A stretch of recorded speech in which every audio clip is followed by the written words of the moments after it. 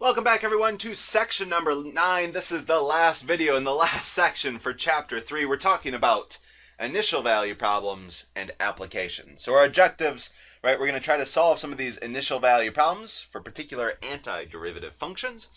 And we'd like to use these antiderivatives to calculate out maybe velocity or position from acceleration.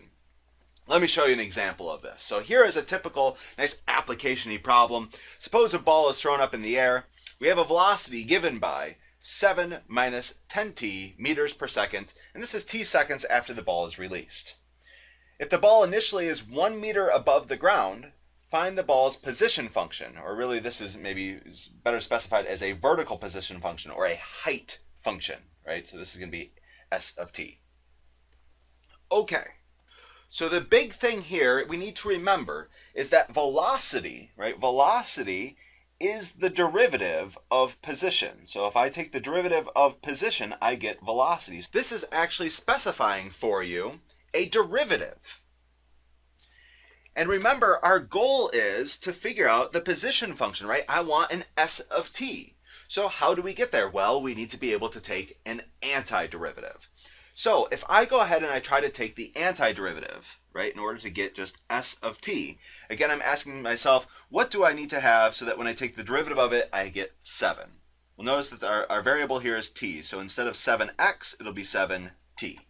So when I take the derivative of this, I get 7. Check. Okay, how about what can I take the derivative of and get negative 10t? And I might start with negative 10t squared. I might try something like this, but notice if I take the derivative of this, that 2 comes down, right? And so I get negative 20t to the first power, right? And so this isn't exactly what I wanted, right? So I need to go ahead and multiply by 1/2. So that's going to give me now 5 here. So again, with these antiderivatives, right, it's a little bit of guessing and checking. Usually they aren't too bad. But let's go ahead and check now. So if I was to take the derivative of this, that negative would be along for the ride. 2 would come down and multiply with a 5 to give me 10. And then I'd have t to the first power, right? I'd reduce my power by 1. That's what I want here. So there is my correct position equation. Now, the problem is, right, whenever you take an antiderivative, you could have plus any constant. So the question is, how do we know which one to choose? And that's where this initial condition comes in handy, right? So it says that initially the ball is 1 meter above the ground. So what this is saying is that initially, right? So this is talking about at time equals 0. So I'm plugging in 0 and for t, the height or the position, right, is 1 meter above the ground. So that's supposed to be a 1. So let's go ahead and check. If I was to plug in 0, I want to get out 1. So let's see, I get out 1 if I plug in 0 everywhere I see a t. And with this, we're able to solve for what should the c value be. So I get 1 is equal to, well, this is 0 minus 0 plus c, so this gives me that c is equal to 1. And so I've been able to figure out exactly which antiderivative, right? Because there are infinitely many, plus any old c there, and now I know exactly which one to choose. So the position function is 7t minus 5t squared plus 1, right? Because our c is 1 in this case. All right, so that's how we can use antiderivatives to go ahead and solve some application problems, right? We can now work backwards from velocity to position. All right, so let's go ahead and I'm going to give you a few definitions here. So the first one is for a differential equation. So a differential equation, well, it's an equation, but involves the derivatives of an unknown function, right? So there's going to be derivatives in that equation, and your goal is usually to solve for that unknown function. Now, an extension of this is going to be an initial value problem.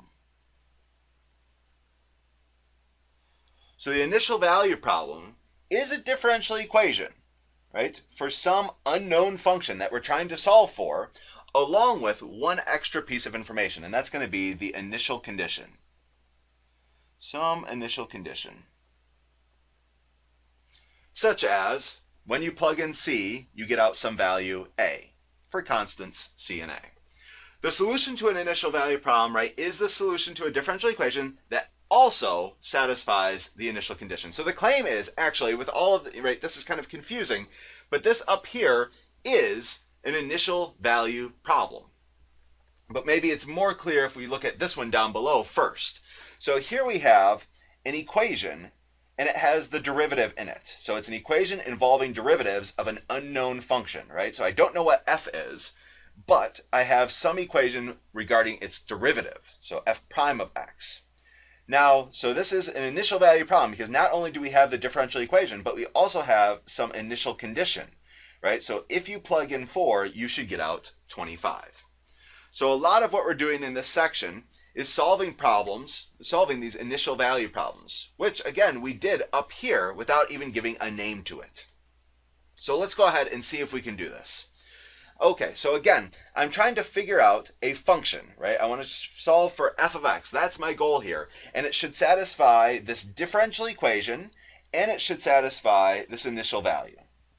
Okay, so again, let's go ahead and try to find an f of x. An f of x so that when you take the derivative of it, you get 1 plus 3 root x. So again, maybe even before I go about, trying to figure out the antiderivative of this, let's go ahead and rewrite this down here. This is going to be 1 plus 3x to the 1/2. Right? I just write that so that way I really see the power rule, right? That this is being raised to the 1/2 power. So again, if I want to figure out the antiderivative, something that when I take the derivative I get back to here, well, let's go ahead and start with maybe x in the first case. And then I need something that when I take the derivative of it, I get, well, there's got to be an x to the 1/2 in there. So let me go ahead and do an x to the 3/2, right? But now, as we've seen a couple times now, that 3/2 will have to come down, and it's nice to have something for it to cancel with. So I'm going to go ahead and put a 2/3. 2/3 here. And now let's go ahead and double check. So if I was to take the derivative of this, derivative of x is 1. The derivative of, well, we have some constant multiples, so the 3 comes along for the ride, the 2/3 comes along for the ride, and the derivative of x to the 3/2, well, I would bring the 3/2 down and reduce my power by 1. So instead of 3/2, I'd go to 1/2, and we can see these perfectly cancel out. And so I do get back to this 1 plus 3x to the 1/2. So this is a good antiderivative. Now remember, with an antiderivative, right, you have plus c. There are lots and lots of antiderivatives. Let me go ahead and rewrite this really quick. X plus, right, so there's a 3 on top and a 3 on bottom, so this is going to be 2x to the 3/2 plus c. And remember, this initial condition up here, that when you plug in 4, you get out 25, that's what helps you solve for which antiderivative, right? What c value do I need here? Okay, so again, when I plug in 4 for x, I should get out 25 for f of x. So I'm going to go ahead and set up the equation. 25 is equal to 4 plus 2, 4 to the 3/2 plus c. And my goal is to solve for c. So again, I plugged in a 4 everywhere I saw an x, and I knew I was supposed to get out 25. So that's why there's a 25 on the other side here. Okay, so let's go ahead and simplify this down a little bit. 4 plus 2, okay, 4 to the 3/2.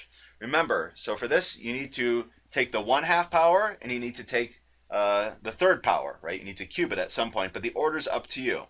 So I'm going to raise it to the 1/2 power first, because 4 to the 1/2 power, aka the square root of 4, is just 2. Okay, so now I've dealt with the 1/2 power. Now I need to cube it. I need to raise it to the third power. So 2 cubed, that's going to be 8. So this simplifies down very nicely to just 8. And so let's see. 2 times 8 will be 16, plus 4, that'll be 20. So again, we have 25 is equal to 20 plus c. That's going to give us a c value of 5 in this case. So rearranging, I get c is equal to 5. So the initial value problem, right? The solution to this is a function. It's an f of x that satisfies both of these things. So let's go ahead and write down, it's this up here, x plus 2x to the 3/2 plus 5. And so let's go ahead and verify with this first one. Let's go ahead and do a little check here. Let's make sure that it satisfies both of these things. So first of all, if you plug in 4 to this, do you get out 25? So f of 4, well, that's equal to 4 plus 2 times 4 to the 3/2 power plus 5. And so this is going to look very familiar. Basically, if we didn't make mistakes, this should all work out. So let's go ahead. This is going to be 4. This is going to be 2 times, we already solved this out, was 8 plus 5. And so I get 16 plus 4 plus 5. That is indeed 25. So it satisfies this right here. Does it satisfy the differential equation? Well, the differential equation says if you take the derivative of it, you should get 1 plus 3 root x. So let's go ahead and check that. So if I was to take the derivative of my solution down here, well, I would get 1 plus, the 2 would be along for the ride. When I take the derivative of x to the 3/2, the 3/2 comes down, and I reduce my power by 1, so from 3/2 down to 1/2, and the derivative of 5 is 0. So you can see that the 2's kind of cancel out, and this is going to be 1 plus 3, and x to the 1/2 power is the same thing as root x.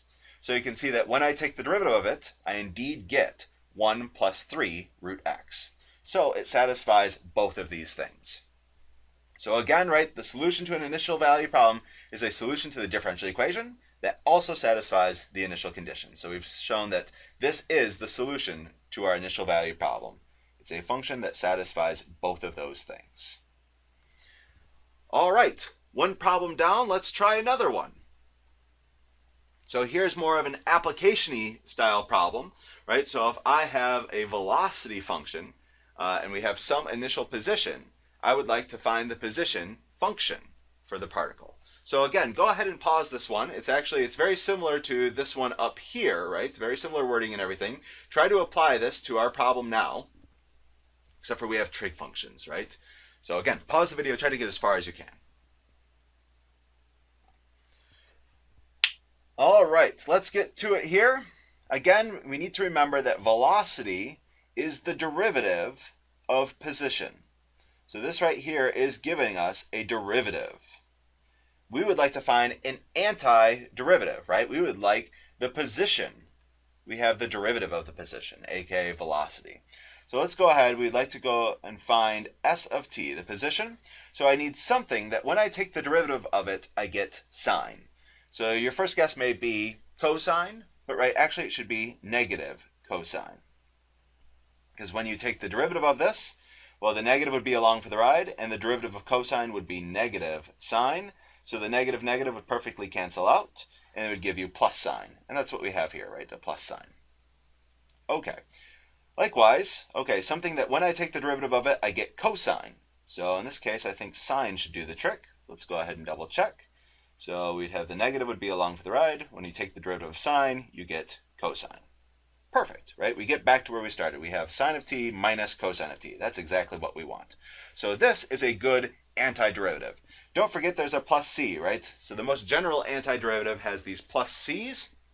We would like to figure out what that c has to be, right? Luckily, though, we have some initial condition over here that when you plug in 0, you get out 0. So this will help us solve for that c value. Okay, so again, I should get out 0 when I plug in 0.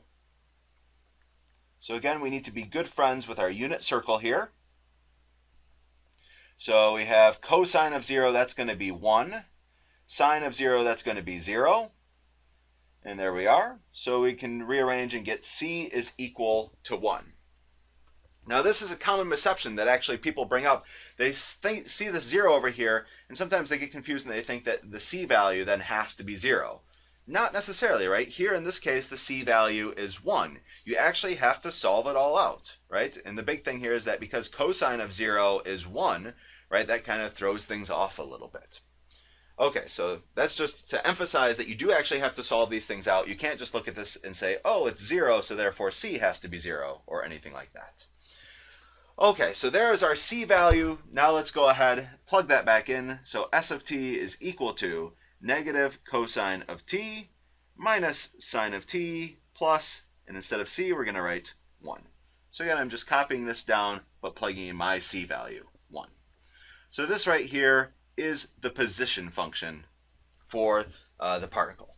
All right, that's all there is to it. Good luck on your homework, guys. I'll see you next time.